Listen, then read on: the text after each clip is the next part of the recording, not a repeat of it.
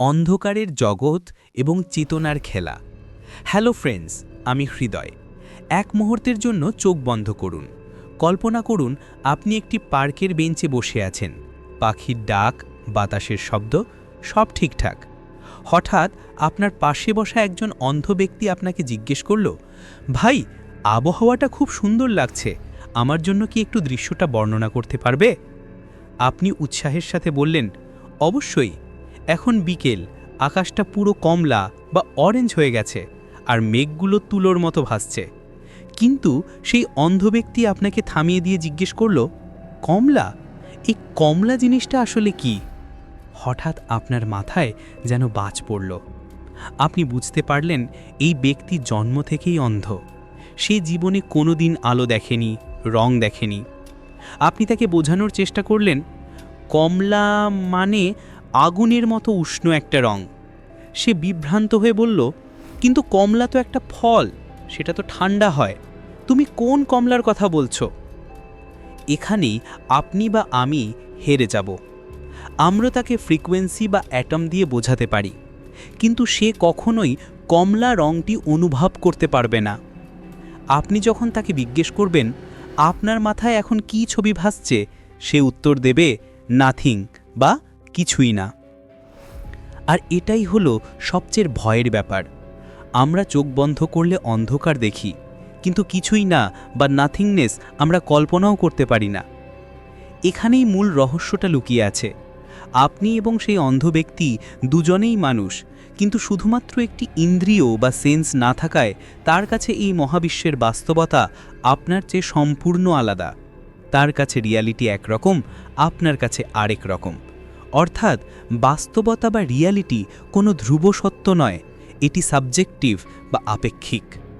কিন্তু প্রশ্ন হলো, আমাদের এই মহাবিশ্বের ভিত্তি, যাকে আমরা স্পেস এবং টাইম বলি, সেগুলো কি ধ্রুব, নাকি সেগুলোও এক একজনের কাছে এক এক রকম? চ্যাপ্টার 1, মহাজাগতিক বিতর্ক, অ্যারেনা নাকি সম্পর্ক। হাজার বছর ধরে বিজ্ঞান আর দর্শনের জগতে এক বিশাল ছায়াযুদ্ধ চলছে। একদল বিশ্বাস করে অ্যাবসলিউটিজমে। তাদের মতে স্পেস এবং টাইম হলো মহাবিশ্বের এক বিশাল স্থির রঙ্গমঞ্চ। আমরা থাকি বা না থাকি, এই মঞ্চ সবসময় স্থির থাকবে। অন্যদিকে আছে রিলেশনিজম। এই মতবাদটি আরও অদ্ভুত। এরা বলে স্পেস এবং টাইমের নিজস্ব কোনো অস্তিত্ব নেই। বস্তু বা পদার্থের মধ্যেকার সম্পর্কই স্পেস তৈরি করে। 16শো শতাব্দীতে গণিতবিদ রেনে ডেকার্ট এবং পরে স্যার আইজ্যাক নিউটন ছিলেন অ্যাবসলিউট বা ধ্রুব স্পেসের পক্ষে।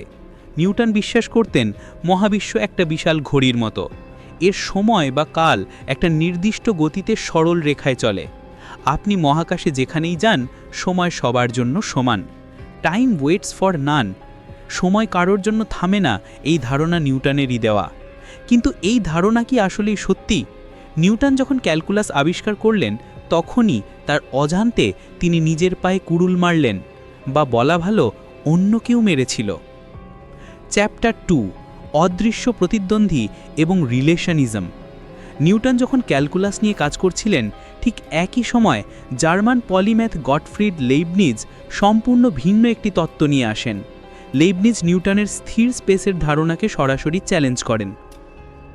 লেইবনিজের মতে স্পেস কোনো ফাঁকা বাক্স নয়, যেখানে আপনি বস্তু রেখে দেবেন, বরং কণা বা পার্টিকেলগুলোর একে অপরের সাথে যে সম্পর্ক, সেটাই স্পেস তৈরি করে। ধরুন কিছু কণা শূন্যে ভাসছে, নিউটন বলবেন ওগুলো স্পেসের একটা গ্রিডের মধ্যে আছে, কিন্তু লেইবনিজ বলবেন না, এই কণাগুলোর মধ্যে আকর্ষণ বা বিকর্ষণ আছে, পজিটিভ বা নেগেটিভ চার্জ আছে। এই কণাগুলো যখন একে অপরের সাথে ইন্টারঅ্যাক্ট করে, তখনই স্পেসের জন্ম হয়। অর্থাৎ পদার্থ ছাড়া স্পেসের কোনো অস্তিত্ব নেই। কিন্তু সেই সময় এই বৈপ্লবিক ধারণা কেউ মেনে নেয়নি, কারণ বিজ্ঞান তখনও ইলেকট্রোম্যাগনেটিক ওয়েভ বা আলোক তরঙ্গ খুঁজে পায়নি। সবাই নিউটনের স্থির মহাবিশ্বেই বিশ্বাস করতে থাকল। চ্যাপ্টার 3, আইনস্টাইন এবং সময়ের বিভ্রম। শতাব্দীর পর শতাব্দী কেটে গেল। তারপর এলেন আলবার্ট আইনস্টাইন। তিনি এসে যা বললেন, তাতে বিজ্ঞানীদের পায়ের নিচের মাটি সরে গেল।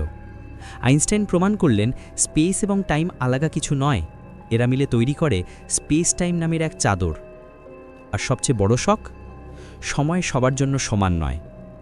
আপনি যদি মহাকাশে দ্রুতগতিতে চলেন আপনার সময় ধীর হয়ে যাবে।